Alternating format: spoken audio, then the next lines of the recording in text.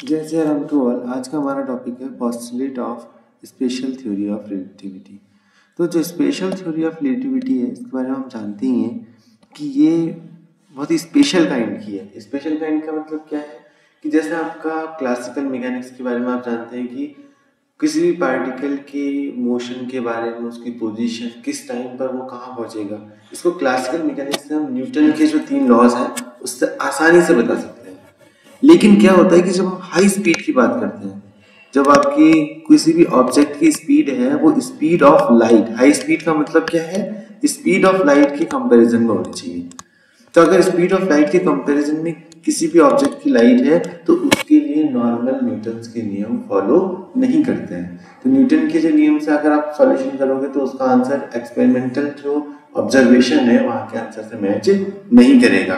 तो इसको समझने के लिए बहुत सारे प्रयास किए गए और लास्ट में जब समझ में नहीं आया कि स्पीड ऑफ लाइट के बारे में कि हर एक इनर्शियल फ्रेम में वो सेम आ रही है, माइकलसन मोरले का एक्सपेरिमेंट्स हुआ, तो बहुत सारे डेवलपमेंट के बाद ये आइंस्टीन ने अपने 2 पोस्टुलेट दिए।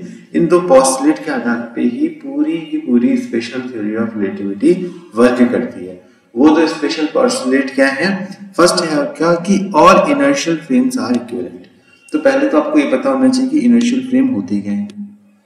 तो इनर्शियल फ्रेम ऐसे फ्रेम होते हैं जिनमें न्यूटन्स के लॉ वैलिड हो गए। न्यूटन्स के लॉ वैलिड होने का मतलब क्या है?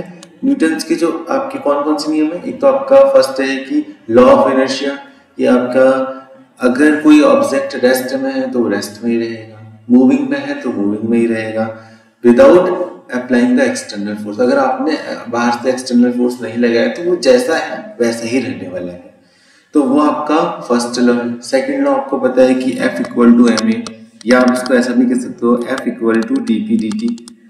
तो ये न्यूटन्स के जो नियम है ये दोनों रूल को जो फॉलो करेगा। थर्ड रूल है एक्शन रिएक्शन, वो तो लगता ही है, लेकिन ये दोनों रूल को, फर्स्ट रूल और सेकंड रूल को जो फॉलो करते हैं, ऐसे फ्रेम ऑफ रेफरेंस को हम कहते हैं इनर्शियल फ्रेम ऑफ रेफरेंस।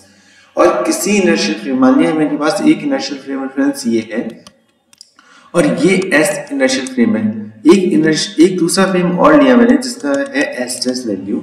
अगर ये एस टेस्ट फ्रेम इस फर्स्ट वाले इनर्शियल फ्रेम के रिस्पेक्ट में या तो रेस्ट में है, मतलब कि कोई मोशन नहीं हो रहा है, या फिर एक कांस्टेंट वेलोसिटी से मूव कर रहा है, तो इस एस टेस्ट को भी हम क्या ही मानेंगे? इनर्शियल फ्रेम मानेंगे। तो ये इनर्शियल फ्रेम की क्या होती है? खासियत होती है।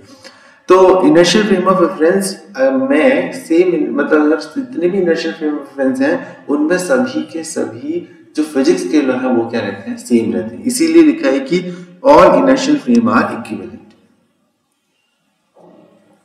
All inertial frame are equivalent का मतलब समझ में आया कि जैसे अगर आपने मान लिया ये एक इनर्शियल फ्रेम है मेरे पास, इसमें बॉल उछाली तो उस कितनी स्पीड से कितने एंगल से, मान लिया 30 डिग्री का एंगल बनाया था आपने और तब बॉल उछाली, तो उससे जितना आपका यहाँ रेंज मिलेगी, मैक्सिमम हाइट मिलेगी, ठीक वैसा ही आप किसी दूसरे इनर्शियल फ्रेम में करो, इतनी ही 30 डिग्री के एंगल से उतनी ही स्पीड से बॉल बैक हो, तो जो रिजल्ट आपको यहाँ मिले हैं वही रिजल्ट आपको यहाँ मिलेंगे।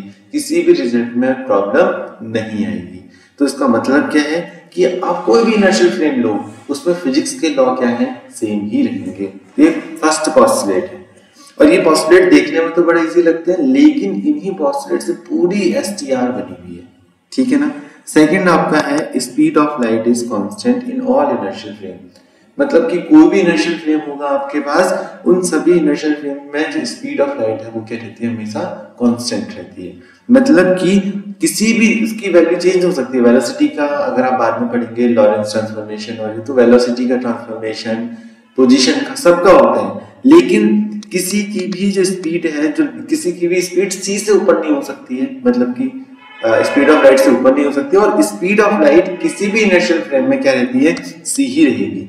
और इसमें एक चीज हम और भी ऐड कर सकते हैं, इन वैक्यूम, क्योंकि अगर वैक्यूम नहीं होगा तो चेंज होती है, ये तो सिंपल सी सभी जानती हैं। पानी में स्पीड ऑफ लाइट अलग होती है, आपकी ग्लास में, सब वाटर में, सब में अलग अलग होगी, लेकिन अगर वैक्यूम है और इनर्शियल फ्रेम है तो कभी भी स्पीड ऑफ लाइट सी से ज्यादा नहीं होगी और ना सी से कम होगी, हमेशा सी के इक्वल रहेगी। ये दोनों जो पोस्टुलेट है पूरी एसटीआर का क्या है? जान है, समझ लीजिए आप। अगर ये पोस्टुलेट अगर आपको अच्छे से आते हैं तो बाकी का लेंथ, कॉन्ट्रैक्शन, टाइम डायलेशन, कुछ भी चीज़ें हम आराम से कर सकते हैं। जय सिया राम टू ऑल।